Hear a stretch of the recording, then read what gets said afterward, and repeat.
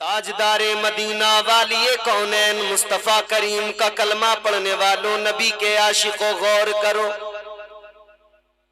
एक हाजी साहब बीमार हुए, तबीयत खराब हुई, हार्ट प्रॉब्लम, अटैक आ गया, सांसें बराबर नहीं चल रही हैं। डॉक्टर को दिखाया गया, डॉक्टर ने कहा एडमिट कर दो हॉस्पिटल में। एडमिट कर दिया गया। एक एक लफ्ज तवज्जो से सुनना, सुकून से, बिल्कुल हाय हल्ला नहीं, शोर नहीं, आराम से सुनना। इसलिए कि सिर्फ शोर से कुछ नहीं होता, कुछ समझ में भी आना चाहिए। बरगे हिना पे लिखता हूं मैं दर्द दिल की बात, शायद के रफ्ता रफ्ता लगे दिल रुबा के हाथ। अंदाज़े बयां गर्चे बहुत शौक नहीं है, शायद के तेरे दिल में उतर जाए मेरी बात। जब बीमार हुए, एडमिट कर लिया डॉक्टर ने। एडमिट करने के बाद में कहा कि इनकी तबीयत ज्यादा खराब है, इन्हें मशीन पर रखना पड़ेगा।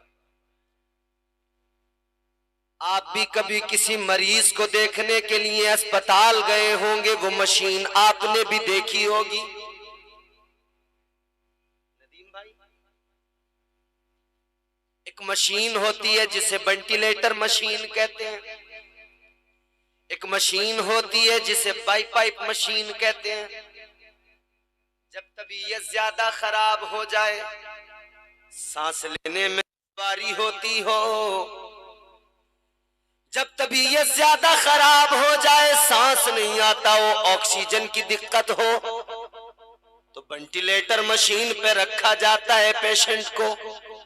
ऑक्सीजन भी दी जाती है, उसके दिल की धड़कनों को भी काबू किया जाता है। हाजी साहब को उसी मशीन पर रख दिया गया। एक दिन, 2 दिन, 3 दिन मशीन पर रहे, तबीयत में सुधार आने लगा, बीमारी कम हुई, तबीयत अच्छी हुई। जब आराम मिला तो डॉक्टर ने कहा अब तुम घर जा सकते हो, अब तुम्हें छुट्टी दी जाती है, डिस्चार्ज किया जा रहा है हॉस्पिटल से, घर चले जाओ। डॉक्टर साहब ने डिस्चार्ज कर दिया, बिल बना के दिया, 1 लाख रुपए का बिल बना के दिया। हाजी साहब ने बिल का पर्चा देखा तो आंखों में आंसू आ गए, रोने लगे। डॉक्टर ने कहा हाजी साहब क्या हुआ, रोने क्यों लगे, आंखों में आंसू क्यों आ गए? कहीं ऐसा तो नहीं कि मैंने आपकी हैसियत से ज्यादा बिल बना दिया? आपके पास देने के लिए पैसे नहीं है, बिल ज्यादा हो गया, इसलिए तो आंखों में आंसू नहीं आए, इसलिए तो नहीं रो रहे कि बिल ज्यादा हो गया। इतना सुनाए तो हाजी साहब ने कहा डॉक्टर बिल की बात नहीं, पैसों की बात नहीं, 1 लाख की बात नहीं, 1 लाख क्या, अगर 2 लाख का बिल भी होता तब भी मैं बड़े आराम से दे देता। मैं पैसों की वजह से नहीं रोया, मैं बिल की वजह से नहीं रोया। तो डॉक्टर ने कहा किस लिए रोए, रोने की वजह बता दो, रोने का रीजन बता दो, सबब बता दो। तो डॉक्टर से हाजी साहब कहने लगे तेरा बिल देख के नहीं रोया, मैं अल्लाह के करम को याद करके रोया हूँ। 3 दिन तेरी मशीन पे रहा, 3 दिन तूने ऑक्सीजन दी है, 3 दिन तेरी मशीन ने दिल की धड़कनों को कंट्रोल किया, 3 दिन तेरे अस्पताल में रहा, तूने 1 लाख का बिल बना के दे दिया। मुझे अल्लाह का करम याद आ गया, मेरा परवरदिगार 60 साल की मेरी जिंदगी हो गई, हर दिन मेरा खुदा मुझे ऑक्सीजन भी देता है, हर दिन मेरा परवरदिगार मेरे दिल की धड़कनों को भी चलाता है, हर दिन मेरा खुदा मुझे बीमारियों से, वबाओं से बचाता है, हर दिन मेरा खुदा मुझे ऑक्सीजन दिया करता है। लेकिन मेरे खुदा ने आज तक मुझे बिल बना के नहीं दिया है। कभी अल्लाह ने कोई बिल मांगा तुमसे कि मैं तुम्हें ऑक्सीजन देता हूं, मुझे इसकी कीमत दो, इसका बिल दो? कभी अल्लाह ने कुछ मांगा तुमसे कि मैं तुम्हें रोजाना ताजा फ्रेश हवा देता हूं, मैं तुम्हें खाने को फल देता हूं, सब्जियां देता हूं, गल्ला देता हूं, अनाज देता हूं, सब कुछ देता हूं? रब ने कभी कीमत मांगी? अगर अल्लाह कीमत मांग लेना तो परवरदिगार की इन नेमतों पर हमारी औकात नहीं कि हम कीमत अदा कर सकें। ये फकत उसका करम है, ये फकत उसकी अताएं हैं, ये फकत उसके एहसानात हैं। तो जब भी अल्लाह तबारक व तआला परवरदिगार आलम के एहसानात को याद किया करो तो अपने रब का शुक्र अदा किया करो, इसलिए कि शुक्र अदा करने से नेमतों में इजाफा होता है, नेमतें अल्लाह बढ़ा दिया करता है। जो बंदा अल्लाह का शुक्र अदा किया करता है अल्लाह ताला नेमतें बढ़ा दिया करता है, अल्लाह उस पर अपने करम और अताओं और इनायतों में इजाफे कर दिया करता है। परवरदिगार का करम बढ़ता चला जाता है, परवरदिगार की अताएं बढ़ती चली जाती है। ऐ मेरे सुन्नी मुसलमानों, ऐ नबी के आशिकों, जरा गौर से सुनो, आओ जरा मुस्तफा के जिक्र की महफिल में आए हो। वो खुदा जिसने तुम्हें और मुझे पैदा किया, वो परवरदिगार जिसने तुम्हें और मुझे बनाया, वो तुम्हारा मेरा खुदा, वो खालिक़े कायनात जिसने लफ्ज़ कुन से कायनात को वजूद बख्शा है, वो खुदा जिसने इतनी बड़ी कायनात को बनाया और इतनी बड़ी कायनात बनाने के लिए ऐ लोगों जरा गौर तो करो। हम छोटा सा घर बनाते हैं, हम छोटा सा मकान बनाते हैं, कोई मालदार अपनी बिल्डिंग बनाता है, कोई बंगला बनाता है, उसे इंजीनियर की जरूरत पड़ती है। पहले इंजीनियर नक्शा तैयार करके देता है, फिर वो मकान तैयार होता है। पहले इंजीनियर नक्शा बनाता है, इंटीरियर डिजाइनर आता है, वो अलग आपको डिजाइनिंग के बारे में बताता है, इंटीरियर कैसा रहेगा। छोटा सा मकान बनाने के लिए एक इंजीनियर चाहिए, इंटीरियर वाला चाहिए, पेंट वाला चाहिए, मेमार चाहिए, इतने लोगों की जरूरत होती है। लेकिन सुनो,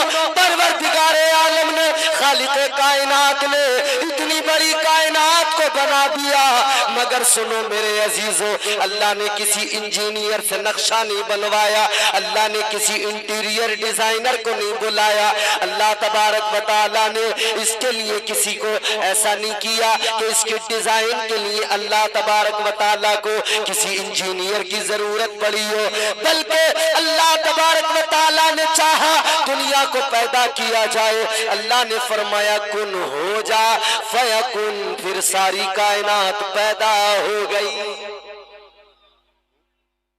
वो सुपर पावर है, वो सुपर पावर, उसकी शान क्या है? परवरदिगारे आलम का कुरान कहता है इन्नल्लाह अला कुल्ली शैइन कदीर। वो सुपर पावर, ताकत वाला, कुदरत वाला, वो हमारा खुदा है। हम उस खुदा का नाम लेते हैं, उसके सामने अपनी पेशानी झुकाते हैं। और ये भी फकत उस रब का करम है कि उसने हमें तौफीक दी है कि हम राह हक पर हैं और हम रब के सामने अपनी पेशानियां झुकाते हैं। वरना मियाँ दुनिया में कितने लोग हैं, समझ रहे हो? दुनिया के अंदर न जाने कितने लोग हैं। कोई आग को अपना खुदा समझ रहा है, आग के सामने झुका हुआ है। कोई पत्थरों को अपना माबूद मानकर उनके सामने सर झुकाए हुए खड़ा है। कोई दरियाओं को, पानी को, बहते पानी की मौजों को खुदा मान बैठा, उसके सामने सर झुका दिया। खुदा की तलाश में लोग निकले, किसी ने दरियाओं के आगे सर झुकाया, किसी ने पत्थरों के आगे सर झुकाया।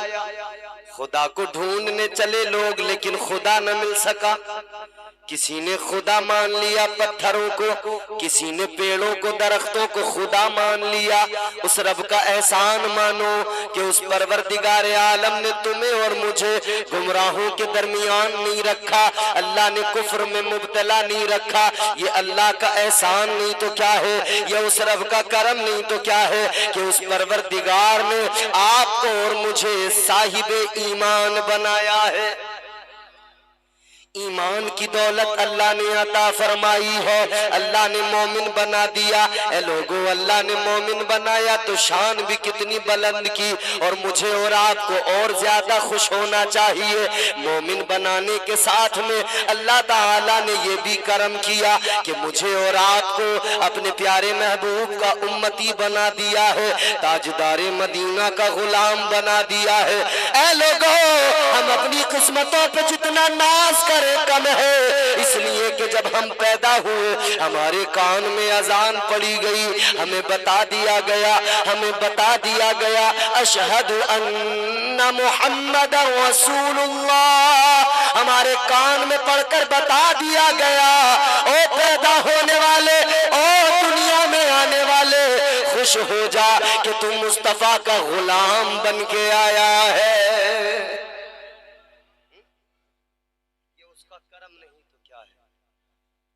याद करो रब के एहसाना, उसके करम को याद करो। मेरी तुम्हारी इंसान की औकात क्या थी? ये फकत परवरदिगार आलम का करम है, खालिक कायनात का करम है कि हम दुनिया में मौजूद हैं। अच्छा, इंसान अगर अपनी हकीकत को देखे, क्या हकीकत है इंसान की? अल्लाह इज्जत न देता तो इंसान की औकात क्या? अल्लाह ने इज्जत दी है। हकीकत ये है इंसान की मेरे अजीजों। अच्छा, इंसान के वजूद को अल्लाह ने दो चीजों से आरास्ता किया। कितनी चीजों से? दो चीजों से। एक ये जिस्म है, एक रूह है। दो चीजें हैं। जिस्म क्या है? ये जिस्म मिट्टी से बना है, एक दिन मिट्टी में मिल जाता है। ये जिस्म मिट्टी से बनाया परवरदिगार ने, मिट्टी से बनाए तो वापस इसे मिट्टी में मिलना है। इसीलिए तो अल्लाह ने कुरान में फरमाया ना, परवरदिगार आलम ने फरमाया मिन्हा खलकनाकुम व फीहा नुईदुकुम व मिन्हा नुखरिजुकुम तारतन उखरा। अल्लाह ने क्या फरमाया? परवरदिगार आलम ने फरमाया ये जो जिस्म है ना, मिट्टी है। फरमाया इंसान तुझे हमने मिट्टी से बनाया, वफीहा नुईदुकुम, फिर वापस तुझे मिट्टी में मिला दिया जाएगा। व मिन्हा नुखरिजुकुम तारतन उखरा, फिर वो दिन भी आएगा कि इसी मिट्टी से तुझे दोबारा फिर उठाया जाएगा। अल्लाह ताला का करम देखो, अल्लाह ने इंसान को मिट्टी से बनाया, मगर मिट्टी से बनाने के बावजूद इज्जत कितनी अता की है, अल्लाह ने अशरफ बना दिया। कितनी इज्जत अता की, अल्लाह ने अफजल बना दिया। शैतान तो इसी हसद में मर गया, वो कहता था मैं अफजल हूं, मगर परवरदिगार ने फरमाया कि मैंने अफजलियत का ताज तो इंसान को अता कर दिया, मैंने अफजलियत का ताज तो आदम के सर पे सजा दिया। अल्लाह ने जनाबे हजरत आदम अलैहिस्सलाम को पैदा किया, परवरदिगार आलम खालिक कायनात ने। अच्छा गौर करो, इंसान को बनाया अल्लाह ने मिट्टी से बनाया। अब जरा बनाने का प्रोसेस भी देखे अल्लाह ने किस तरह से बनाया। अल्लाह ने फरिश्तों के दरमियान फरमाया, खालिक कायनात ने फरमाया, तुम्हारे मेरे खुदा ने फरिश्तों के दरमियान फरमाया। अल्लाह तबारक व तआला ने फरमाया कुरान पढ़ो मेरे अजीजों, कुरान बताता है, कुरान सुना करो, कुरान को समझा करो, कुरान को पढ़ा करो। इसलिए नहीं पढ़ते कुरान को। आज तो हमारा हाल ये, साल में एक मर्तबा जब रमजान आ गया हमने ताकों से कुरान को उठा लिया, हमने एक मर्तबा साल में कुरान की तिलावत की, हमने समझा बस काम हो गया, कुरान की तिलावत का हक अदा हो गया, उसके बाद में फिर कुरान को ताकों में रख दिया। नहीं मेरे प्यारे, साल में एक मर्तबा पढ़ने के लिए कुरान मजीद नहीं दिया अल्लाह ने। ये तो दस्तूर हयात है, ये तो आईने जिंदगी है, ये तो निजाम खुदा है जो अल्लाह ने अता फरमाया है। ऐ लोगों गौर करो, परवर परवरदिगार आलम ने कुरान मजीद अता किया। अब अल्लाह ने कुरान में इंसान के पैदा करने, उसकी तख्लीक के प्रोसेस को बयान किया। अल्लाह ताला ने कितनी इज्जत दी है, लोगों गौर करो। परवरदिगार आलम ने फरिश्तों के दरमियान फरमाया, अल्लाह ने ऐलान किया, व इज़ क़ाला रब्बुका व इज़ क़ुलना लिल मलाइकति इसजुदू लि आदम फसजदू व इज़ क़ुलना लिल मलाइकति इसजुदू लि आदम। अल्लाह ने जब पैदा कर दिया ना, तो फिर फरिश्तों को सजदे का हुक्म दिया। ये इज्जत दी अल्लाह ने इंसान को। और पैदा करने से पहले क्या फरमाया, व इज़ क़ाला रब्बुका लिल मलाइकति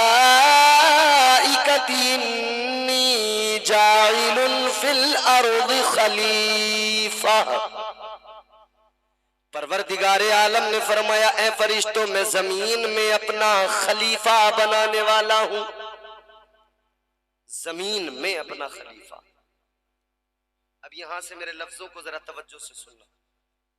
अल्लाह ने क्या फरमाया, मैं जमीन में अपना खलीफा बनाने वाला हूं।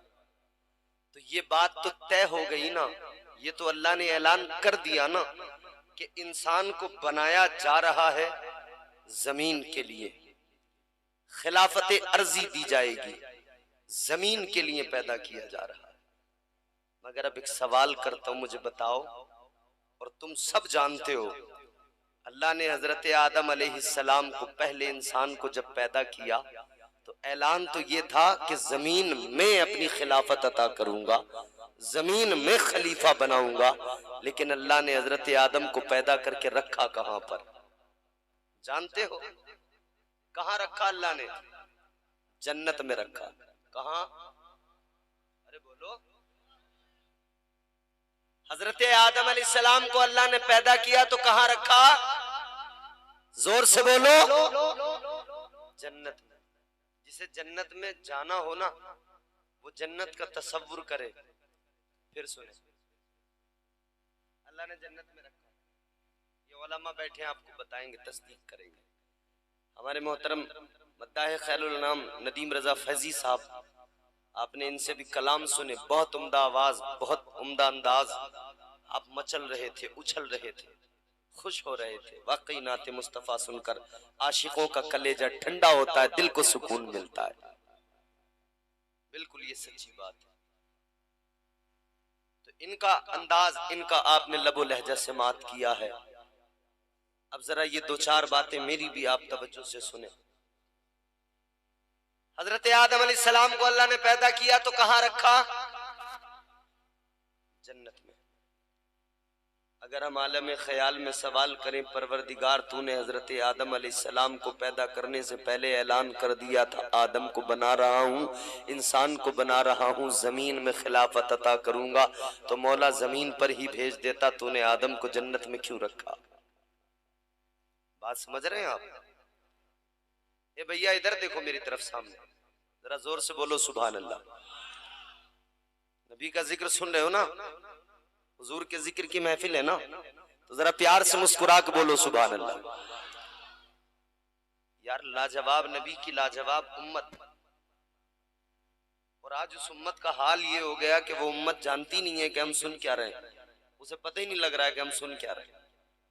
लाजवाब नबी की लाजवाब उम्मत हो कि नहीं? बोलो हमारे नबी, जोर से बोलो नबी है ना लाजवाब।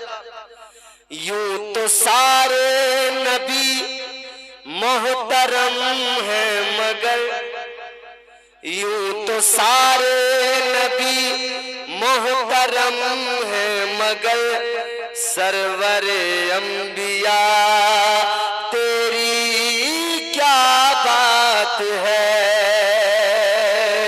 यूं तो सारे नबी मोहतरम है, मगर सरवरे अंबिया तेरी क्या बात है।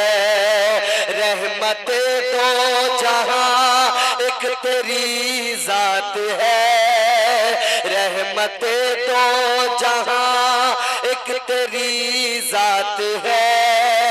या हबीबे खुदा तेरी क्या बात है, रहमते दो जहां एक तेरी जात है, या हबीबे खुदा तेरी क्या बात है। अल्लाह ताला ने हजरत आदम अलैहिस्सलाम को पैदा किया, जन्नत में रख दिया। अब सवाल करें आलम ख्याल में, ए मौला तूने आदम को पैदा किया तो जमीन पर ही भेज देता, जन्नत में क्यों रखा। आलम ख्याल में अगर अल्लाह की बारगाह में सवाल करोगे, ए मौला ए परवरदिगारे आलम तूने हजरत आदम अलैहिस्सलाम को पैदा करके जन्नत में क्यों रखा, जमीन पर फौरन क्यों नहीं भेजा। तो अल्लाह तबारक व तआला परवरदिगारे आलम की कुदरत का जवाब आएगा, गैब से निदा आएगी, आलम ख्याल में अल्लाह ताला का जवाब आएगा। अल्लाह तबारक व तआला फरमाएगा, मेरे बंदो सुनो सुनो, ये बात तो सच है, मैंने आदम को पैदा किया जमीन के लिए, जमीन की खिलाफत अता की, ये बात तो सच है, आदम को जमीन पर रहना था, लेकिन मैंने पहले आदम को जन्नत में रखा। गौर करो मेरे अजीजों, अल्लाह ताला ने हजरत आदम को जन्नत में रखकर इंसान को मिजाज दिया, इंसान को मिजाज दिया। ऐ मेरे बंदे सुन ले, मैंने तुझे पैदा किया है, तुझे जाना तो जमीन पर है, मगर पहले जन्नत में रह के चला जा, पहले जन्नत को देख के चला जा, पहले जन्नत के हुस्न को देख के चला जा, जन्नत की बहारों को देख के चला जा, जन्नत के नजारों को देख के चला जा, जन्नत को जरा देख ले, जन्नत का हुस्न जरा देख ले। जन्नत आप बार बार कम करते हैं क्या आवाज को भाई, कम कर देते हैं क्या आवाज, एक जगह पर छोड़ दीजिए, आपका माइक बहुत अच्छा है, अल्लाह बरकतें अता फरमाए, ये थोड़ी सी आवाज बढ़ाएं और एक जगह पर छोड़ दें इसको, फिर कम ज्यादा ना करें। हाँ हेलो, यहीं रहने देना भाई, जरा जोर से बोलें सुभान अल्लाह। तो परवरदिगार आलम ने मिजाज दिया है, खालिक़े कायनात ने मिजाज दिया।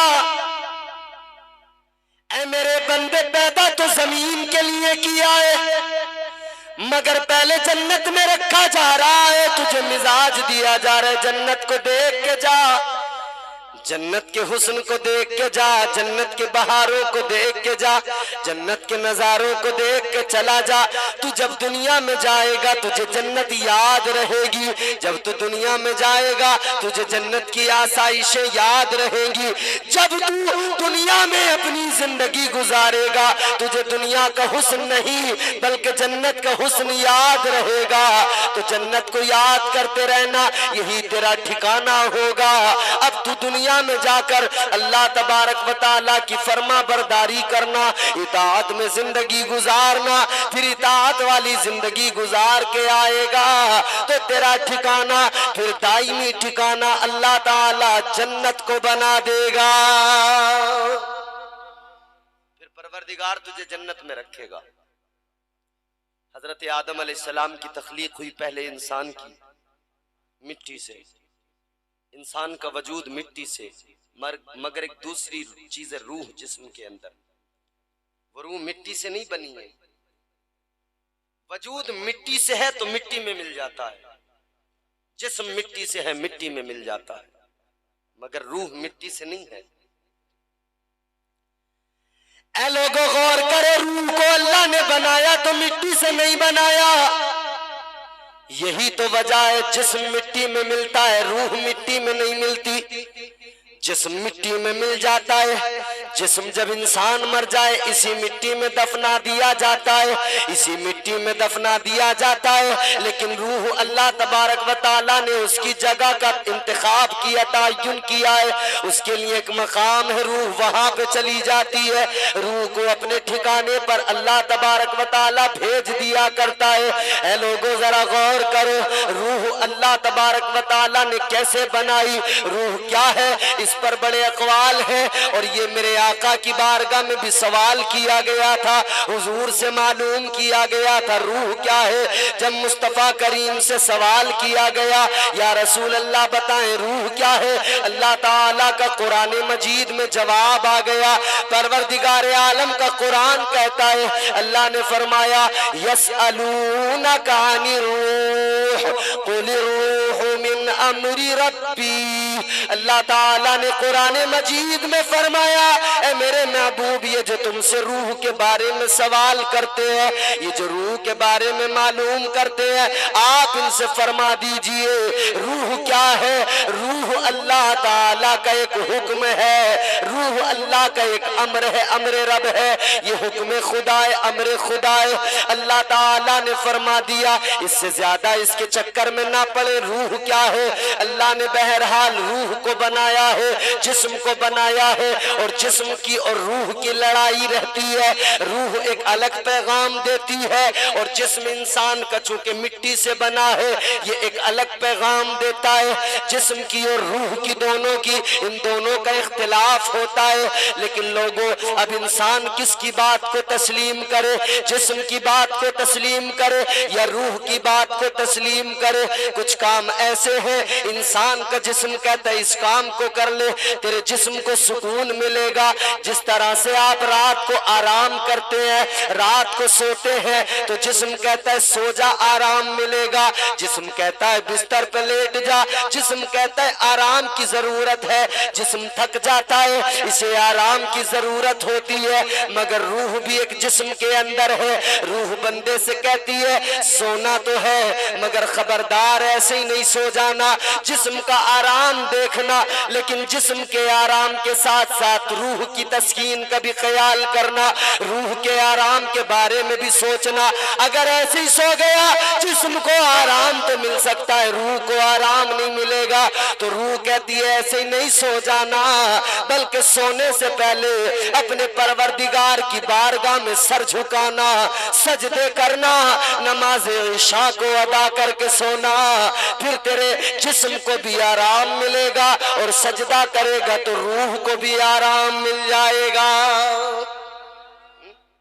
तो जिस्म के आराम के साथ रूह का आराम भी जरूरी है, रूह की तस्कीन भी जरूरी है।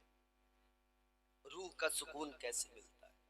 अल्लाह तबारक व तआला ने फरमाया, हमने रात को आराम के लिए बनाया, सुकून के लिए बनाया। रात को बंदा सोता है, सुकून मिलता है। हाँ मेरे अजीजों, गौर करो, अल्लाह ताला ने रात को आराम के लिए बनाया, सुकून के लिए बनाया। मगर बात जब रूह की आती है, तो कुछ ऐसे लोग हैं जिन्हें रात को बिस्तर पे सोकर आराम मिलता है।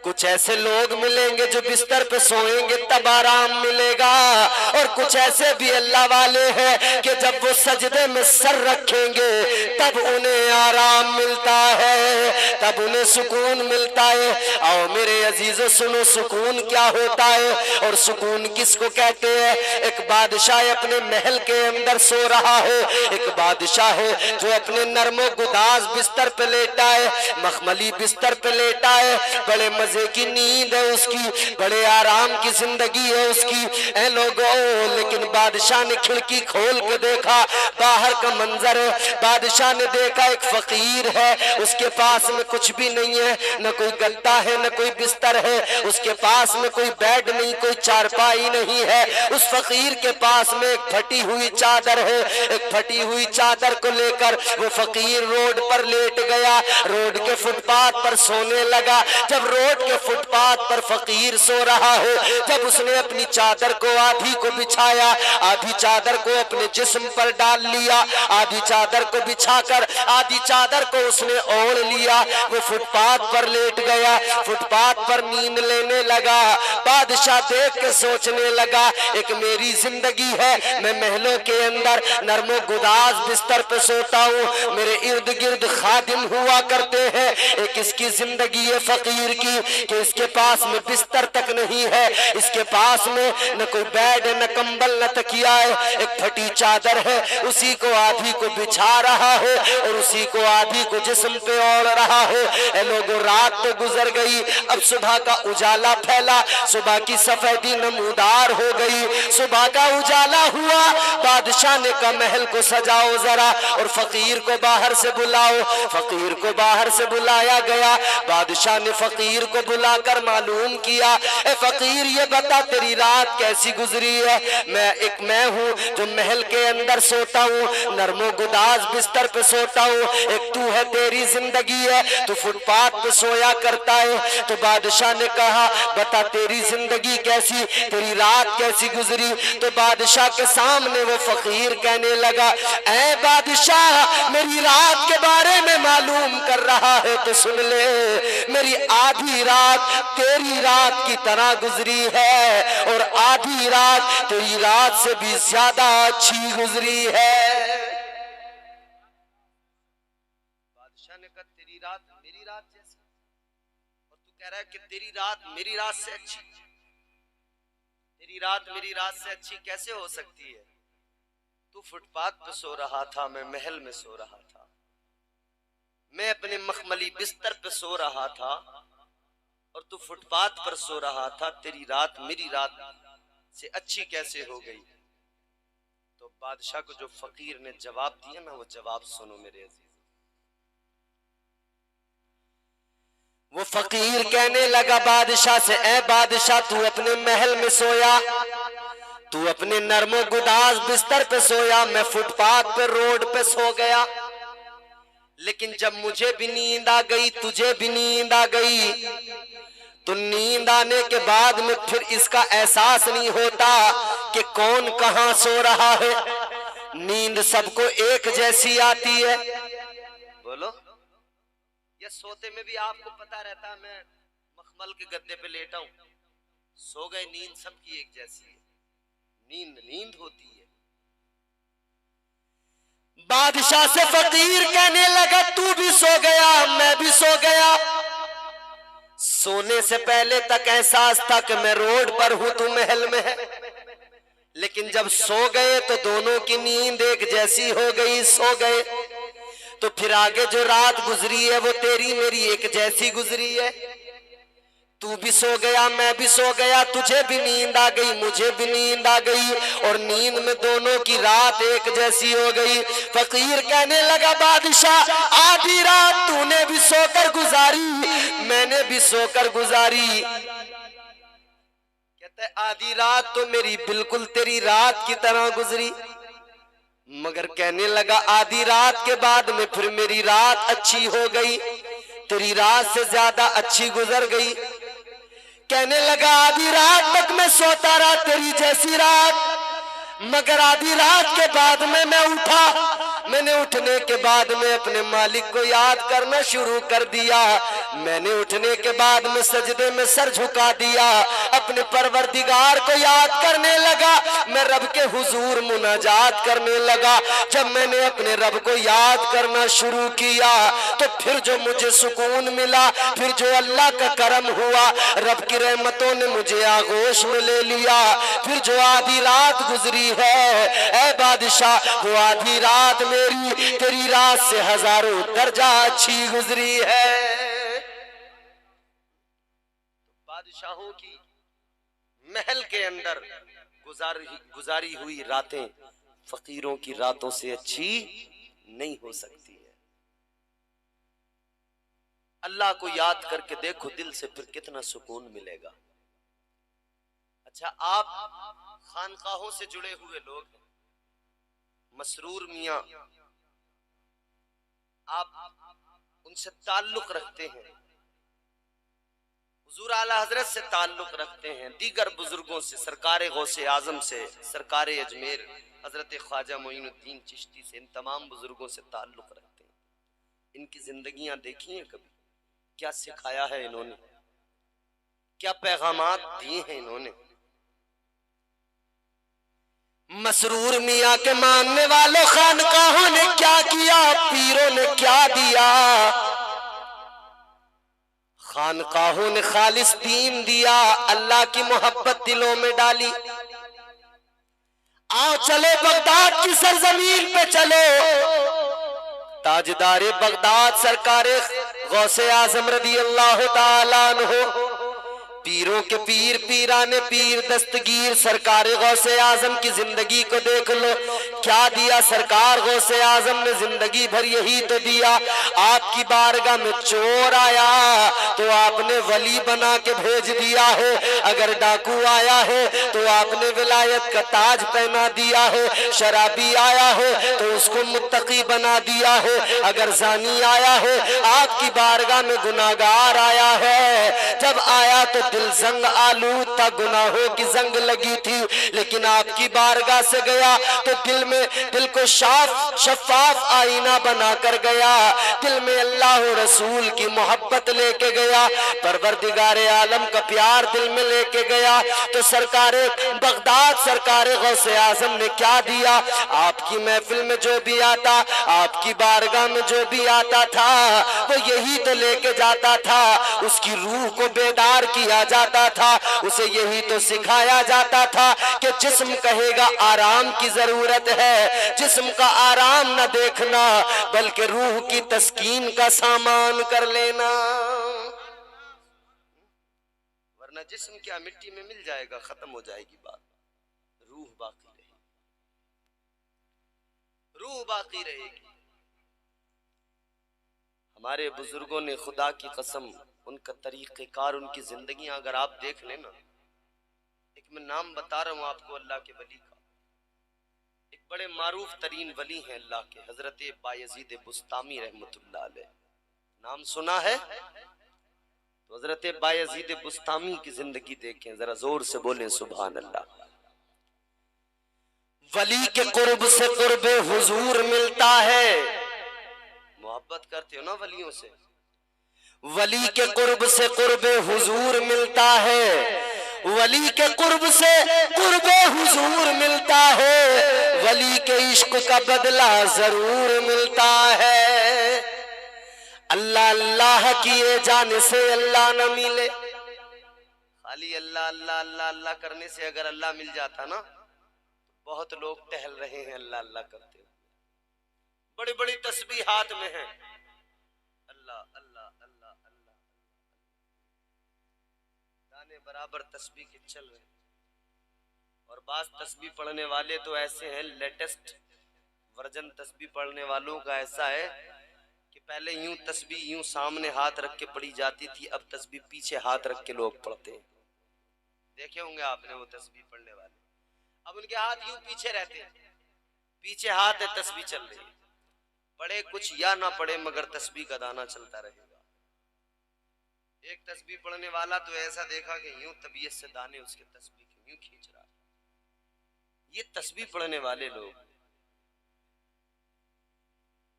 अल्लाह का जिक्र करें तो इस अंदाज से करें कि वो जिक्र दिल को सुकून और राहत पहुंचाए, क्योंकि अल्लाह ताला का जिक्र ही ऐसा है।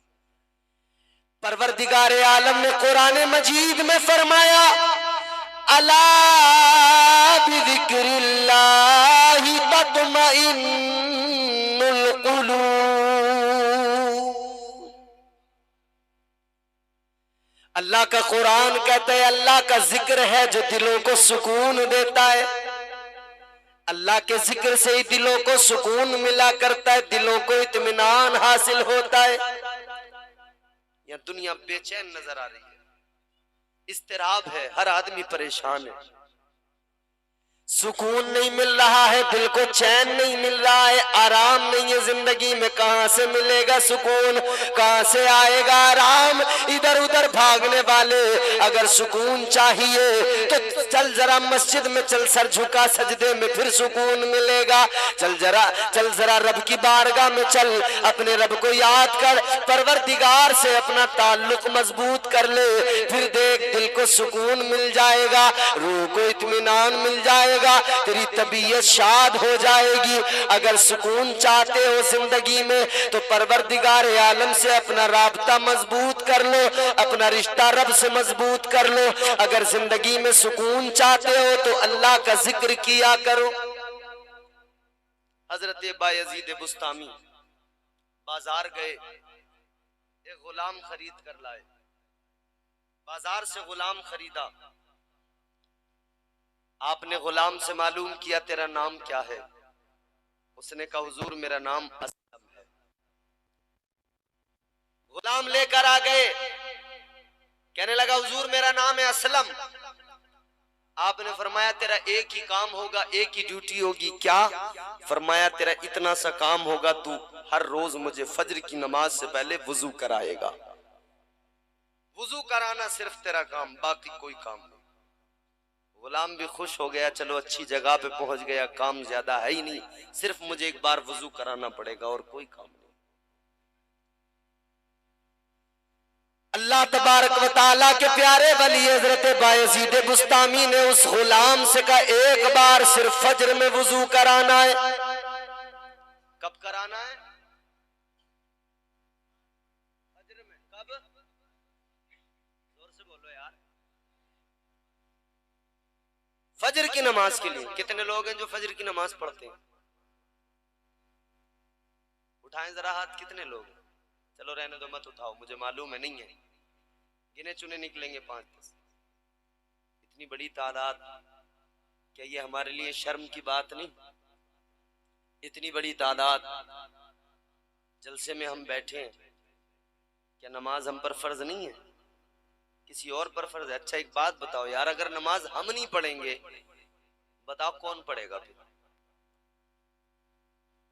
अरे नमाज हम पर ही तो फर्ज है, ये मंदिर में घंटा बजाने वालों पे फर्ज है? बोलो। अबे हम नहीं पढ़ेंगे तो कौन पढ़ेगा? कोई और पढ़ेगा।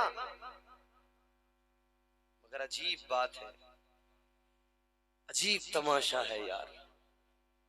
मुसलमान एक तरफ कहता है मैं रुसवा हो रहा हूँ, एक तरफ कहता है मुझे आज तकलीफें हैं, परेशानियां हैं, मुसीबतें हैं, मेरी जिंदगी बड़ी सख्त हो गई, दुश्वार हो गई, रोजी नहीं है, कारोबार में बरकत नहीं है, मेरा काम नहीं चल रहा। कितने फोन आते हैं लोगों के, लोग अपना दर्द दिल सुनाते हैं, रोते हैं, दुखड़े सुनाते हैं, कहते हैं हम बड़े परेशान हैं, कहते हैं हमारा कारोबार नहीं चल रहा, कहते हैं हमारे घर में बरकत नहीं हो रही।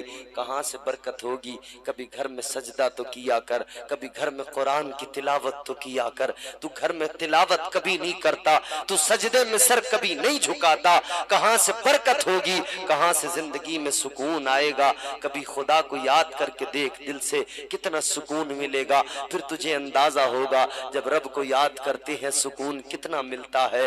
जब परवरदिगार को याद किया जाता है तो इंसान की जिंदगी में कितना फर्क पड़ता है, बदलाव कितना आता है, जिंदगी किस दर्जा खुशगवार बन जाती है। याद रखना, अपने रब के सामने हमेशा झुकते रहना, नमाजें पढ़ते रहना। आज बताइए हमारी हालत क्या है? ये बड़ी तादाद में नौजवान बैठे हैं मेरे सामने, नई उम्र के बच्चे बैठे हैं ये मेरे सामने, ये रात को सोते नहीं जल्दी और सुबह को उठते नहीं जल्दी। रात को 12-12, 1-1 बजे तक, 2-2 बजे तक ये मोबाइल चलाते हैं, घूमते फिरते रहते हैं। किस लिए? मुझे बता, क्या रात में तेरा बच्चा कोई बिजनेस करता है? क्या रात में तुम्हारा बच्चा कोई ऐसा काम करता है जिसके लिए उसे जागना जरूरी है? नहीं ना, सिर्फ मोबाइल ही तो चला के जागता है, सिर्फ फेसबुक पर ही तो 4-5 घंटे रात को खराब करता है, सिर्फ इंस्टाग्राम पर ही तो बर्बाद करता है ना वक्त को। वक्त को बड़ी आसानी से हम बर्बाद करते चले जा रहे हैं। जानते हो वक्त की कदर क्या है, वक्त की अहमियत क्या है? किसी कहने वाले ने बड़ी प्यारी बात कही, सुबह मगरूर को वो शाम भी कर देता है, शोहरतें छीन के गुमनाम भी कर देता है। सुबह मगरूर को वो शाम भी कर देता है, शोहरतें छीन के गुमनाम भी कर देता है। वक्त से आंख मिलाने की हिमाकत न करो, वक्त इंसान को नीलाम भी कर देता है।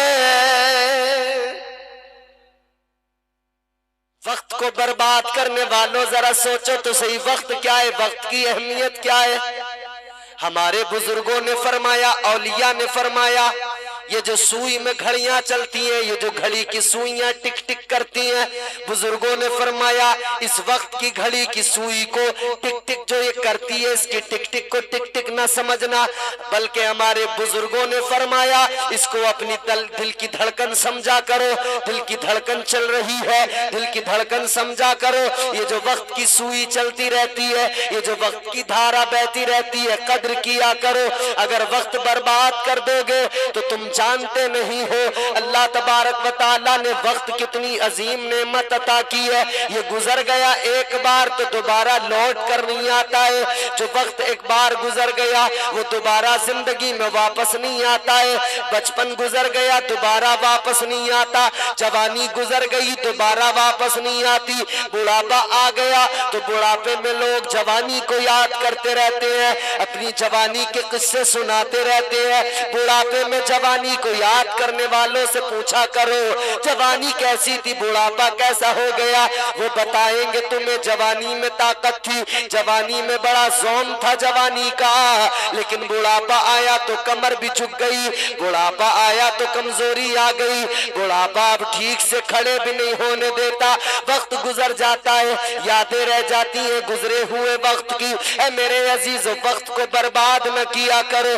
ऐ मेरे अजीजों, आप कभी किसी नदी के ऊपर से गुजरे होंगे, किसी नदी के पुल से आपका गुजर हुआ होगा और आपने नीचे को कभी देखा होगा। पुल के नीचे से जो पानी गुजर जाता है एक बार, वो दोबारा उस पुल के नीचे नहीं आता है। वो गुजर गया सो गुजर गया, वक्त का चरखा चल रहा है, ये चलता रहेगा। वक्त बर्बाद न किया करो।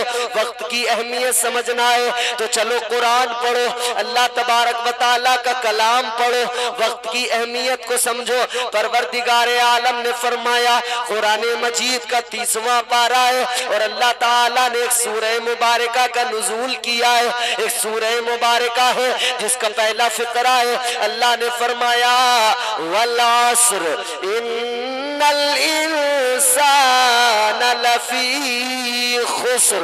अल्लाह ताला ने फरमाया पहला फिक्रा है वल अस्र। अल्लाह तबारक व तआला फरमाता है जमाने की कसम। क्या? जमाने की कसम। जमाना किसे कहते हैं? जमाना क्या होता है? ये वक्त ही होता है ना। आज जो वक्त है ये गुजर जाएगा, फिर कल इसे एक जमाने से याद किया जाएगा। एक वो जमाना था। परवरदिगारे आलम ने जमाने की कसम उठाई। अच्छा, एक सवाल करूं मैं आपसे, कसम कब उठाई जाती है और क्यों उठाई जाती है?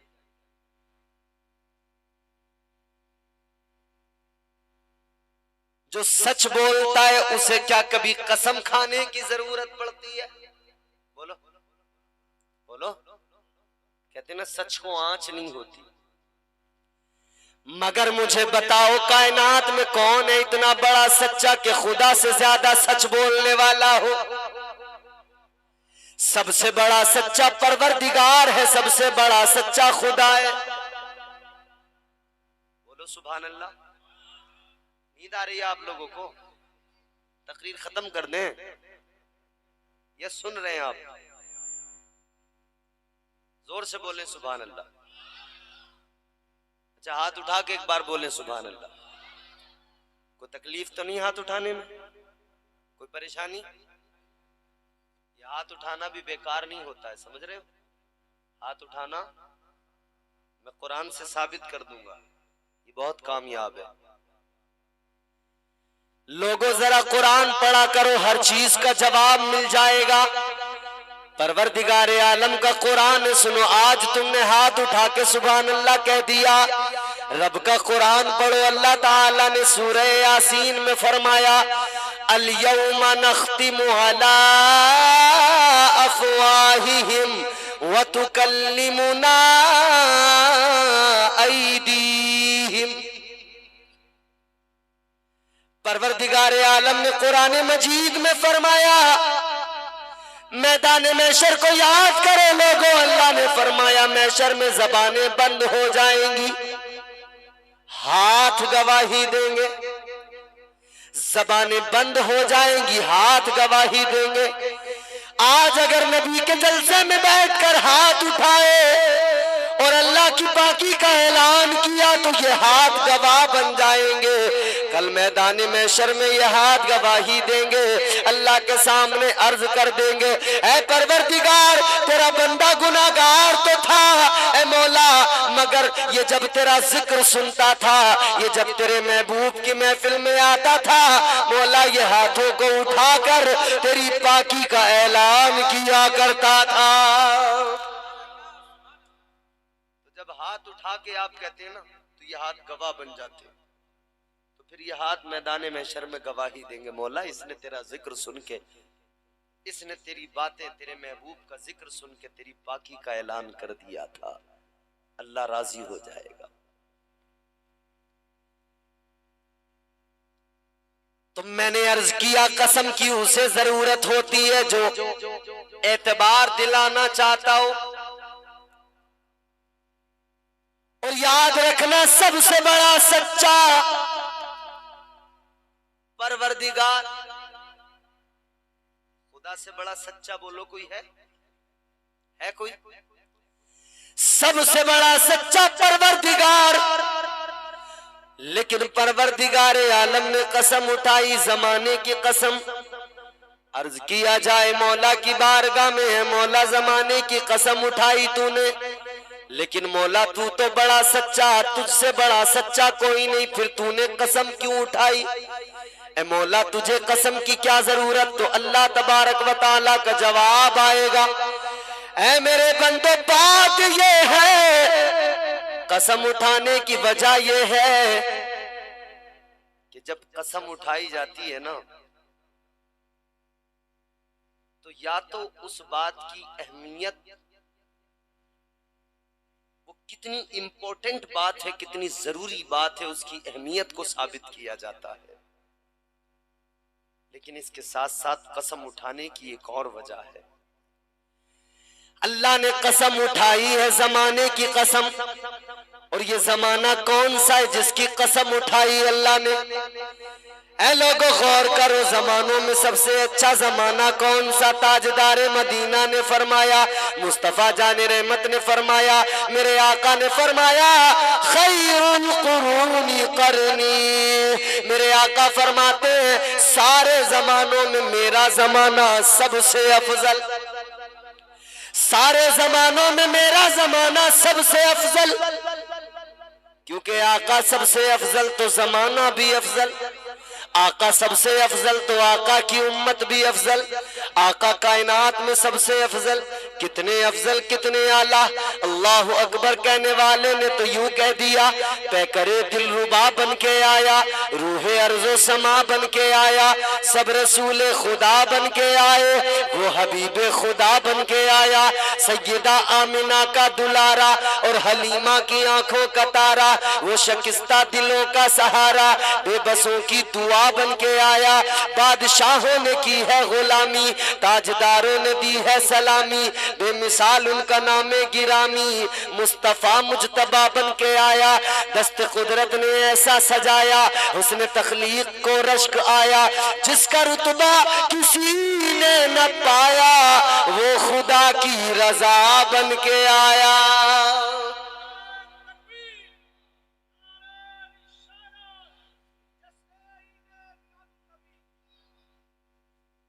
नबी सबसे अफजल है ना, कायनात में सबसे अफजल मेरे हुजूर है। हम गुलाम हुजूर की अफजलियत का ऐलान करते हैं, इसीलिए तो कहते हैं शाहे उमम फखरे रसूल, शाहे उमम फखरे रसूल, वल्लाह तेरी क्या शान है शाहे उमम, शाहे उमम फखरे रसूल, वल्लाह तेरी क्या शान है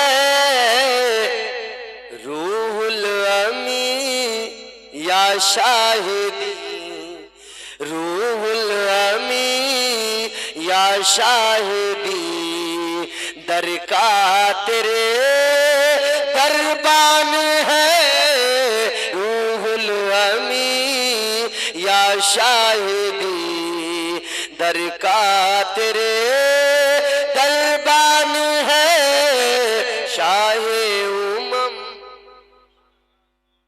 और एक शेर सुना रहा हूं आपको, अगर आपको अच्छा लगे तो बोलना, अच्छा ना लगे तो ना बोलना। रब की रज़ा चाहो अगर तो राजी करो सरकार को।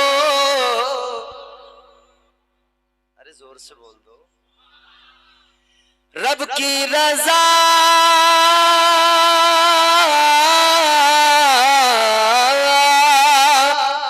रब की रज़ा चाहो अगर राजी करो सरकार को, फिर खुल्द में जाना तेरा जन्नत में फिर जाना तेरा मुश्किल नहीं आसान है। जन्नत में फिर जाना तेरा मुश्किल नहीं आसान है शाहे उमम। सबसे अफजल हुजूर है, सबसे आला मेरे मुस्तफा। तो अल्लाह ताला ने जमाने की कसम उठाई, हुजूर ने फरमाया सबसे अफजल सबसे बेहतर जमाना मेरा जमाना। परवरदिगारे आलम ने कसम उठाई इसलिए कि जमाना हुजूर का अफजल है, तो ये कोई और जमाना नहीं है जिसकी कसम उठाई गई, ये जमाना मेरे मुस्तफा का जमाना। तो अल्लाह तबारक व तआला ने गोया कसम उठा के फरमाया कि रसूल जितना लाजवाब है उसका जमाना भी तो मैंने अफजल बनाया है। इसीलिए उस जमाने की अहमियत को बताने के लिए और वक्त की अहमियत को बताने के लिए अल्लाह ताला ने कसम उठाई है कि बंदों को मिजाज मिल जाए वो जमाना कि जिस जमाने में हुजूर दुनिया में तशरीफ लाए, वो जमाना कि जिसमें हुजूर मौजूद है। और वो जमाना सिर्फ वो जमाना नहीं है, अगर कोई समझे कि हयात जाहिरी के 63 साल जो हुजूर ने मक्का मदीना में गुजारे बस वही हुजूर का जमाना, ऐसा नहीं है मेरे प्यारे। वो जमाना भी हुजूर का जमाना, उसके बाद वाला जमाना भी हुजूर का जमाना, और जिसमें हम रहते हैं वो भी मेरे आका का जमाना है, और सुबह कयामत तक मेरे मुस्तफा का जमाना है। हर जमाना मेरे हुजूर का है, कयामत तक मेरे आका का जमाना है। आज भी आका का जमाना, कल भी आका का जमाना, सुबह कयामत तक मेरे आका का जमाना। इसलिए कि हुजूर कल भी थे, आज भी हैं, कल भी रहेंगे। कल भी आका मौजूद, आज भी मौजूद और कयामत तक मौजूद रहेंगे। और हम जब कलमा पढ़ते हैं तो हम यही तो ऐलान करते हैं, हम कहते हैं ला इलाहा इल्लल्लाह। कलमा शरीफ का पहला फिक्रा हम कहते हैं अल्लाह के सिवा कोई माबूद इबादत के लायक, जोर से बोलो, नहीं, अल्लाह इबादत के लायक है। और दूसरा फिक्रा कहते हैं मुहम्मदुर रसूलुल्लाह सल्लल्लाहु अलैहि वसल्लम। क्या तर्जुमा? मुहम्मद सल्लल्लाहु ताला अलैहि वसल्लम अल्लाह के रसूल हैं, अल्लाह के, जोर से बोलो, रसूल रसूल रसूल हैं। ये तो नहीं कहते रसूल थे, बोलो क्या कहते हैं? हैं। हर इंसान कलमा पढ़ने वाला यही कहता है कि मोहम्मद सल्लल्लाहु ताला अलैहि वसल्लम अल्लाह के रसूल हैं। कोई ये नहीं कहता थे। कल जनाब सिद्दीक अकबर ने कलमा पढ़ा, उन्होंने भी कहा है। हजरत उमर फारूक आजम ने कलमा पढ़ा, उन्होंने भी पढ़ा है। हजरत उस्मान गनी ने पढ़ा, मौला अली ने पढ़ा, उन्होंने भी कहा है। और आज हम पढ़ते, हम भी कहते हैं, हमारे बाद वाले पढ़ेंगे वो भी कहेंगे हैं। कयामत तक जितने भी लोग कलमा पढ़ेंगे वो सब यही कहेंगे हैं। तो इसका मतलब क्या है? कल वालों ने कहा आज भी है, आज वाले कह रहे हैं आज भी है, और आने वाले कल में भी कहा जाएगा आज भी है। कलमा पढ़ना इस बात की अलामत है, इधर कलमा पढ़ा, इधर मेरे आका की जिंदगी का, इधर मेरे मुस्तफा की हयात का अकीदा भी वाज़े हो गया। हयातुन नबी का अकीदा एक कलमे ने, पहले कलमे के फिक्रे ने वाज़े कर दिया कि हमारे आका कल भी दुनिया में मौजूद थे, आज भी है और सुबह कयामत तक रहेंगे। मतलब ये हुआ मुस्तफा कल भी जिंदा थे, आज भी जिंदा है, सुबह कयामत तक जिंदा रहेंगे।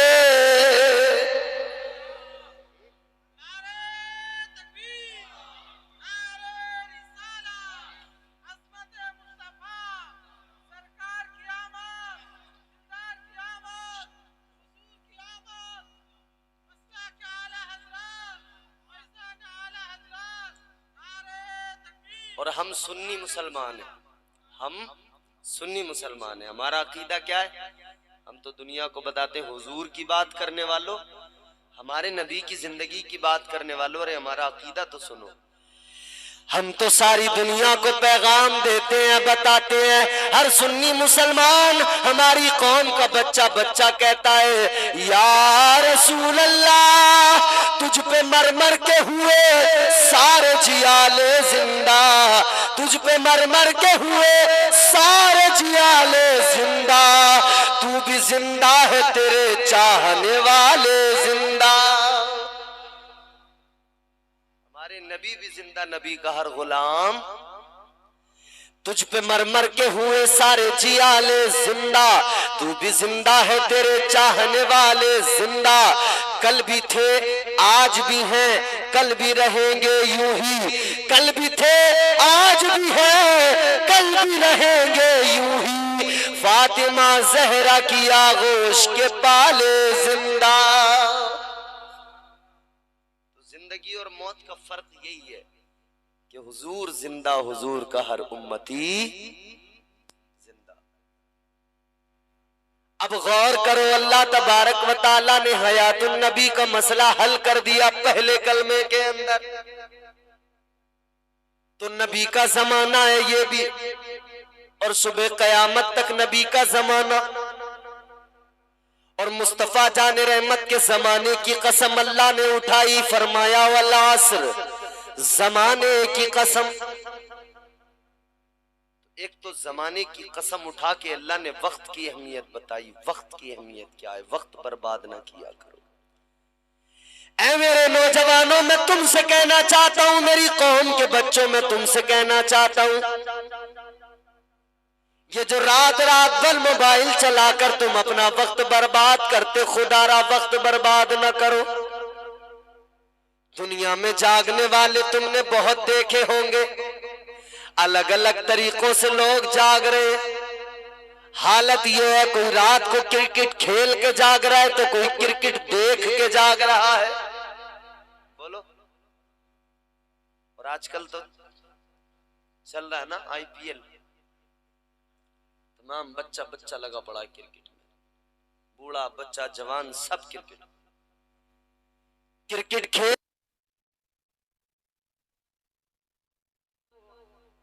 और ये आजकल हमारे नौजवानों में एक और खराब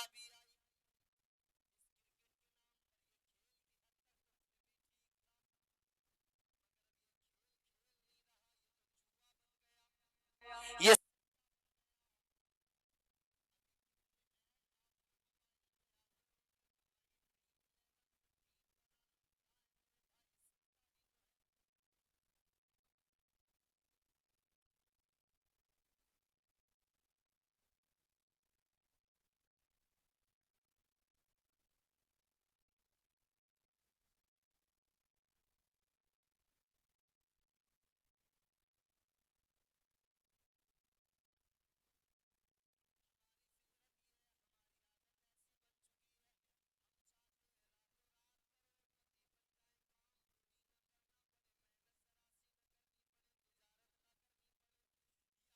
ना ये जो हराम की दौलत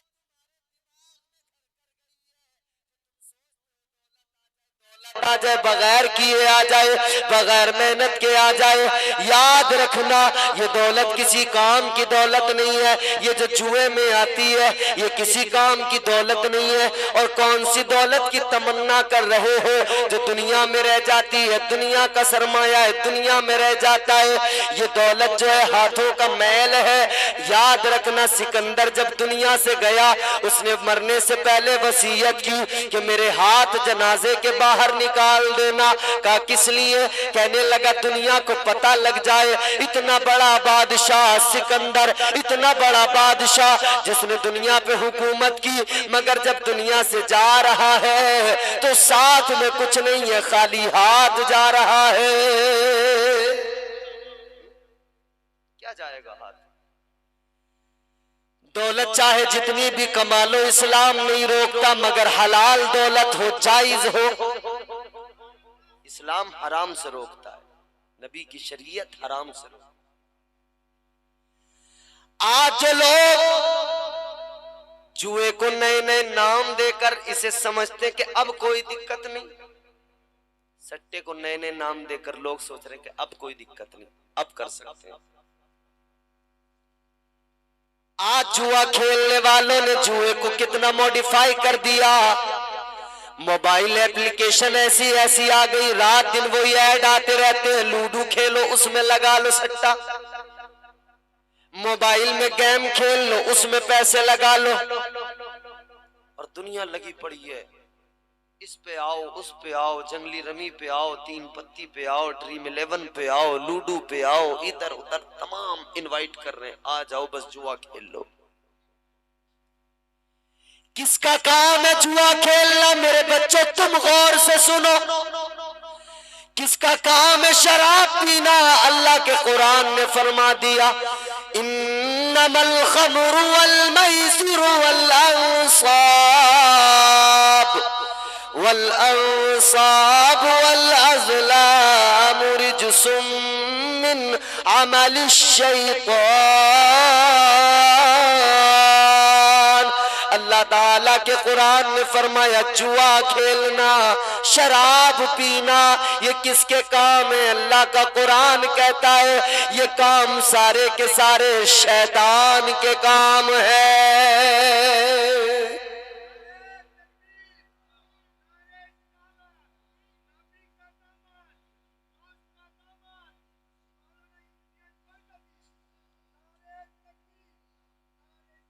काम किसके? शैतान के। कुरान ने क्या कहा? ये काम किसके? बोलो, कर कौन रहा है? नबी का कलमा पढ़ने वाले, मुस्तफा के उम्मती कहलाने वाले आज जुआ भी खेल रहे, शराब भी पी रहे, सट्टा भी खेल रहे, और दावा उस पर यह है कि हम नबी के सच्चे गुलाम हैं। ये गुलामी नहीं होती। कौन सी गुलामी की बात करते हैं हम? रात दिन शराबें पीने वाला कहता है मैं नबी का गुलाम, रात दिन जुआ खेलने वाला कहता है मैं नबी का गुलाम। अरे शर्मानी चाहिए हमें।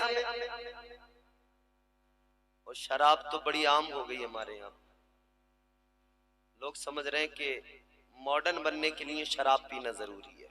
माज़अल्लाह,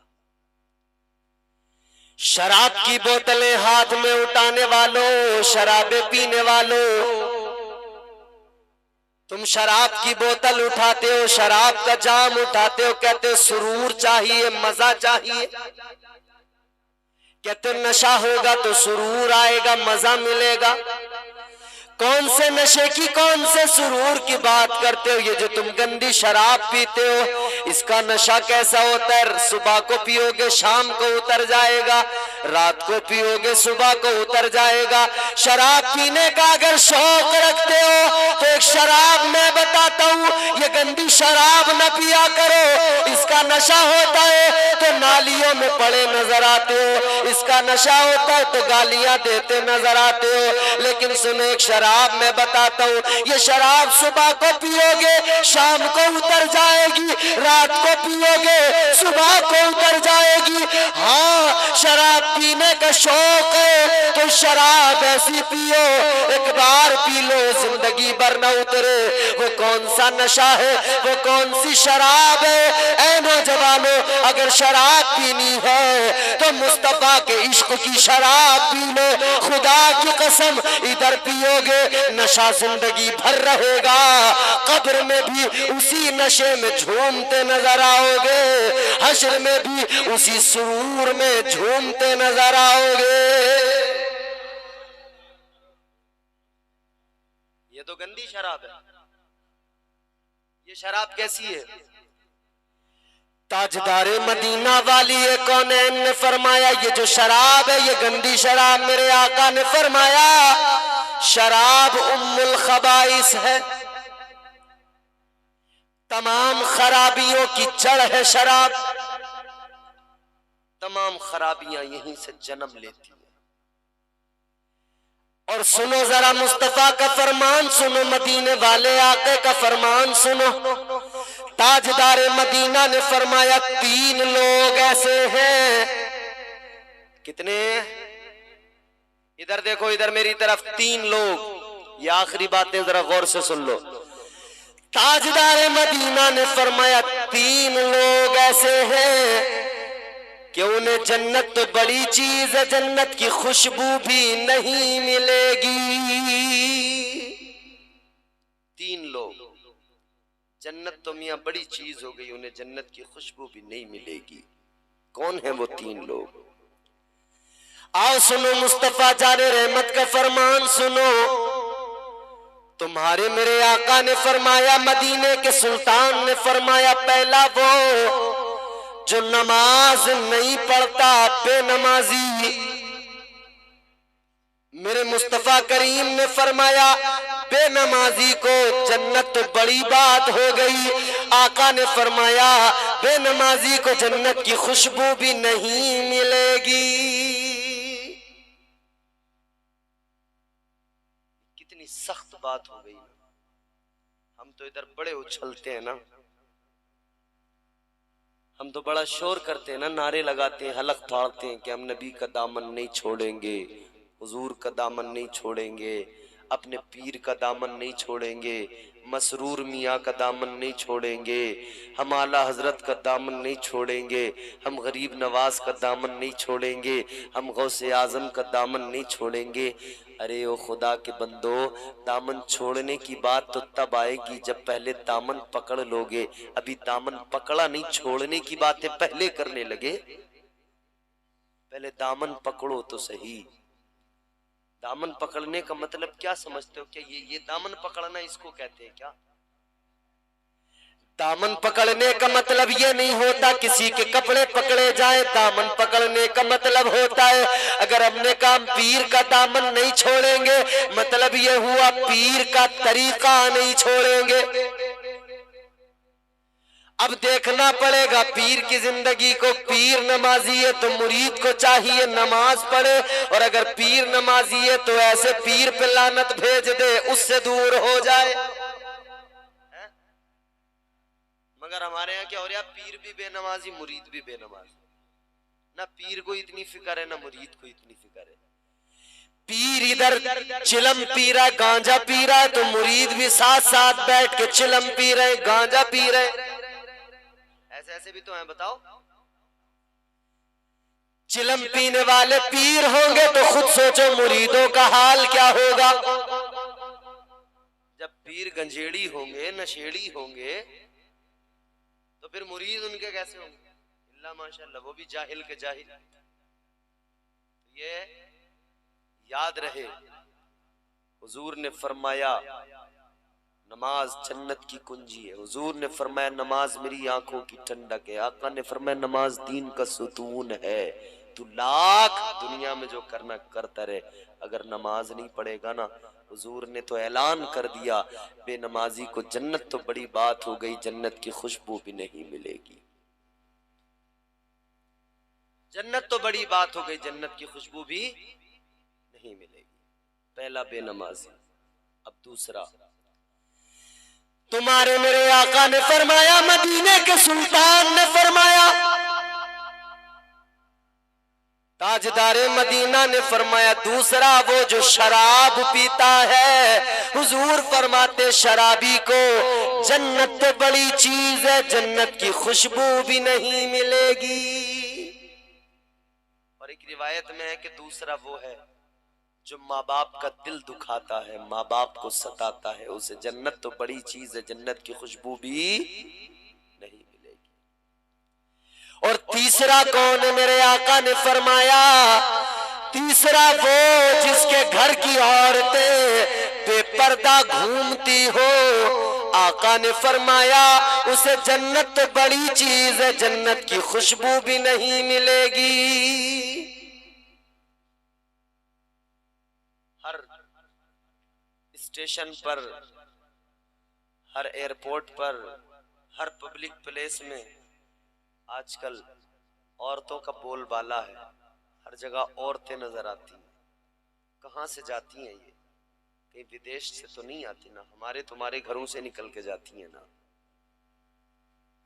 हुजूर ने फरमाया जिसके घर की औरतें बेपर्दा घूमती हो, जन्नत तो बड़ी चीज है, जन्नत की खुशबू भी नहीं मिलेगी। तो हम कहाँ जा रहे हैं? हमारी जिंदगी किस तरफ जा रही है? शराबे, जुआ, सट्टा, ये सब चीजें जिंदगी में आ गई, तो हम अपना वक्त बर्बाद किए जा रहे हैं इन चीजों में। रात रात भर लोग जाग रहे हैं, सट्टे खेल खेल के जाग रहे हैं, जुआ खेल खेल के जाग रहे हैं, क्रिकेट देखने में रात जाग के गुजार दी। याद रखना मेरे अजीजों, रात को जागने वाले बड़े मिलेंगे और उनके अलग अलग एक्सक्यूज मिलेंगे, अलग अलग बहाने मिलेंगे, मगर हाँ मैं तुम्हें वो जागने वाले बताता हूँ कि वो रातों को जागते थे तो उनका जागने का अंदाज ये होता था, वो सारी सारी रात अल्लाह का जिक्र करने में गुजार दिया करते थे, अल्लाह के जिक्र में रातों को जाग कर गुजार दिया करते थे। एक वो जागने वाले, एक हम जागने वाले, हम कर रहे हैं वक्त बर्बाद। तो अल्लाह ने वक्त की कसम, जमाने की कसम, उसके आगे क्या फरमाया? अल्लाह ने फरमाया इन्नल इंसान लफी खुस्र। अल्लाह का कुरान कहता बेशक इंसान घाटे में है, बेशक इंसान नुकसान में है। इंसान घाटे में है। कौन सा इंसान घाटे में? अल्लाह ताला के कुरान ने जो फरमा दिया बेशक इंसान घाटे में है। हमारी आंखें देखती हैं, हमने देखा किसी ने बिल्डिंग बनाई, हमने कह दिया ये फायदे में है। किसी ने मकान बना लिया, किसी ने जमीन खरीद ली, हमने कहा ये फायदे में है। किसी ने अगर शहर में जाकर अच्छा मकान बना लिया, कारोबार कर लिया, हमने कहा ये फायदे में है। मगर कुरान कहता है बिल्डिंग बनाने वाला, महल बनाने वाला फायदे में नहीं है। कुरान कहता है इंसान नुकसान में है, क्योंकि दौलत की बुनियाद पर तो कोई फायदे में नहीं हो सकता। अगर सिर्फ दौलत की बुनियाद पर फायदा अगर देखा जाए और फायदे को फायदा समझ लिया जाए तो दौलत तो जो पहले गुजर गए उन पे बड़ी थी। शद्दाद पे बड़ी दौलत थी, कारून पे बड़ी दौलत थी, नमरूद भी बादशाह था, बड़ी दौलत थी, फिरौन भी बादशाह था, बड़ी दौलत थी। लेकिन इन दौलत वालों को अल्लाह के कुरान ने पहली लाइन में खड़ा कर दिया। अल्लाह ताला के कुरान ने फरमाया शद्दाद हो या नमरूद हो या कारून हो या फिरौन, जितने भी दौलत रखने वाले बड़े बड़े अमीर कबीर हो, सब नुकसान में, सब घाटे में। और तारीख गवाह है, बताओ फिरौन घाटे में नहीं था, कारून घाटे में नहीं था, फिरौन दरिया में गर्क हो गया। घाटे में था या फायदे में? बोलो, नुकसान में था या फायदे में? नमरूद को एक मच्छर ने दिमाग में घुस के मार डाला, फायदे में रहा या नुकसान में? बोलो, जोर से बोलो। कारून उसके खजाने के साथ अल्लाह ने उसे जमीन में धंसा दिया, फायदे में रहा या नुकसान में? तो पता लगा दौलत से फायदा और नुकसान समझ में नहीं आएगा। तो अल्लाह की बारगाह में सवाल किया जाए, मौला दौलत कमाने वाला फायदे में नहीं है, बिल्डिंग बनाने वाला फायदे में नहीं है, माल जमा करने वाला, जमीन खरीदने वाला फायदे में नहीं है, तो या अल्लाह तू बता फायदे में कौन है? तो अल्लाह के कुरान ने बताया, इल्लल्लज़ीना आमनू, अल्लाह का कुरान कहता है फायदे में वो है जो अल्लाह और उसके रसूल पर ईमान ले आया। दौलत हो या ना हो, ईमान हो, बिल्डिंग हो या ना हो, ईमान हो, प्लॉट हो या ना हो, ईमान हो, जायदाद हो या ना हो, बोलो बोलो, ईमान जरूरी है। ईमान है तो सब कुछ है। ईमान क्या है? एक खाली जमीन की तरह, एक प्लॉट की तरह है। ईमान की जमीन तो मौजूद हो, लेकिन अल्लाह का कुरान कहता है इस पर इमारत भी बनाओ। कौन सी इमारत बनाए? अल्लाह के कुरान ने फरमाया ईमान की जमीन है तो इमारत तैयार करो। कुरान कहता है वामिलुस सालिहात, अल्लाह का कुरान कहता है ईमान सीने में आ गया, ईमान की जमीन मौजूद है तो आमाले सालिहा की इमारत बना लो, आमाले सालिहा की इमारत तैयार कर लो। ईमान की जमीन पर आमाल की इमारत तैयार करें, ईमान की जमीन पर आमाल की बिल्डिंग बनाएं। तो पहली कामयाबी, पहला फायदा कि ईमान हो, और दूसरा फायदा ईमान के साथ आमाले सालेहा जिंदगी में हो। ये आमाले सालेहा क्या है? नमाज, रोजा, हज, ज़कात, यही तो आमाले सालेहा।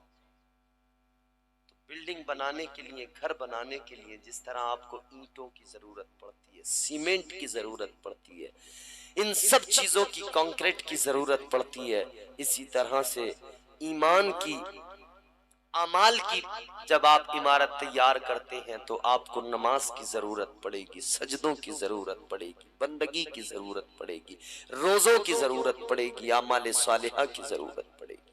तो अपनी जिंदगी को बेहतर बनाना है तो ईमान जरूरी, ईमान के साथ आमाल जरूरी, आमाल बेहद जरूरी। गुफ्तगू मेरी खत्म हो रही है, आखिरी बात आपसे कह रहा हूँ, ईमान के साथ आमाल जरूरी। आज हम अपनी जिंदगियों को देखें, हम वक्त बर्बाद कर रहे हैं, हम अपने परवरदिगार के अहकामात पर अमल नहीं करते, हमारी जिंदगियां उस जाविये पर नहीं गुजरती, उस करीने पर नहीं गुजरती जो करीना अल्लाह रसूल ने हमें अता फरमाया। हुजूर ने क्या सिखाया इस उम्मत को, हुजूर ने क्या पैगाम दिए इस उम्मत को, मुस्तफ़ा ने इस उम्मत को क्या बनाया था और ये उम्मत क्या बन बैठी। हुजूर ने इस उम्मत को क्या दिया था, इस उम्मत से वो सरमाया छिन गया, इस उम्मत से वो दौलत छिन गई, इस उम्मत के सीनों में ईमान की जो दौलत मुस्तफ़ा ने दी थी वो ईमान कमजोर हो गया। याद रखना मेरे अजीज, जिंदगी कामयाब चाहते हो, जिंदगी अगर आप चाहते हो खुशगवार हो जाए तो जरूरी है कि अपना रब से ताल्लुक मजबूत करें, अपने रब को, अपने परवरदिगार को राजी करें, उस रब से अपना ताल्लुक मजबूत करें। वो बहुत प्यार करता है, बड़ा करम करता है, बड़ा फजल करता है। जानते हो अल्लाह ताला कभी तन्हा नहीं छोड़ता। अल्लाह ने फरमाया नहनु अक़रबु इलैहि मिन हब्लिल वरीद, अल्लाह फरमाते हैं मेरे बंदे में तेरी शहरग से भी ज्यादा करीब हूं, शहरग से भी ज्यादा करीब। अल्लाह फरमाता है बंदे मैं तेरे इतना करीब हूं, तू पुकार तो सही, तू पुकार तो सही, जरा पुकार के देख। तू अपने रब को पुकारेगा, तू कहेगा ए अल्लाह मेरी मदद फरमा, तू कहेगा या अल्लाह परवरदिगार की रहमतें फौरन पुकारेंगी। अल्लाह के प्यारे रसूल ने फरमाया, ताजदारे मदीना ने फरमाया, अल्लाह बंदों से इतना करीब है, इतना करीब है। अल्लाह ताला को जब बंदा एक बार पुकारता है, अपने खुदा को बंदा एक मर्तबा पुकारता है, तो परवरदिगार की रहमतें उस पुकारने वाले को 70 मर्तबा पुकारती है। अल्लाह की रहमतें 70 मर्तबा उसे कहती हैं, हाँ मेरे बंदे, हाँ बोलना, हाँ बोलना, तेरा रब है, तेरा रब तेरे पास है, तू बोल तो सही। तू अपनी शैतान बहकाता है, बंदों को बहुत बहकाता है, मगर रब कितना करम करता है ना, रब ने तन्हा नहीं छोड़ा। अल्लाह ने फरमाया मैं तेरे बहुत करीब हूं, तू शैतान के बहकावे में ना आना। शैतान ने अल्लाह की बारगाह में कहा था, मौला तेरे बंदों को बहकाऊंगा। अल्लाह ने कहा था बहका ले, मैं भी अपने बंदों को तन्हा नहीं छोड़ूंगा, करम पे करम करूंगा। शैतान कहने लगा, मौला सामने से बहकाऊंगा, सामने से हमला करूंगा। कहने लगा पीछे से बहकाऊंगा, पीछे से हमला करूंगा, दाईं जानिब से बहकाऊंगा, बाईं जानिब से बहकाऊंगा। शैतान ने कहा चारों तरफ से बहकाऊंगा, चारों साइडों से बहकाऊंगा। अल्लाह ताला ने फरमाया, ओ शैतान मरदूद, तूने 4 साइडों को चुन लिया, चारों तरफ से तू बहकाएगा, 4 साइडें तेरी, मगर 2 साइडों को तूने छोड़ दिया, वो 2 साइडें मेरी। अल्लाह ने फरमाया तू 4 तरफ से बहकाएगा, 4 साइडें तूने चुन ली, 2 साइडें छोड़ दी, एक नीचे वाली को छोड़ दिया, एक ऊपर वाली समत को छोड़ दिया। तूने 2 समतें छोड़ दी, 2 साइडें छोड़ दी, आगे पीछे दाएं बाएं को तूने चुन लिया, ऊपर नीचे को छोड़ दिया। अल्लाह ने फरमाया, अल्लाह ताला ने फरमाया जब तू मेरे बंदों को चारों तरफ से बहकाएगा, मैं 2 तरफ से करम करूंगा, तू बहकाएगा, बंदे से गुनाह हो जाएंगे, मगर वो जब ऊपर को देखेगा यूं हाथ उठाएगा और जब कहेगा मौला मुआफ कर दे, अल्लाह फरमाता है मैं करम करूंगा, उसके सारे गुनाहों को मुआफ कर दूंगा।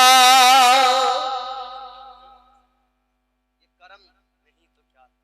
शैतान बहकाता है, रब कहता है मेरे बंदे बस तू यूं देख, हाथ उठा, फिर देख तेरे रब की रहमतें आएंगी।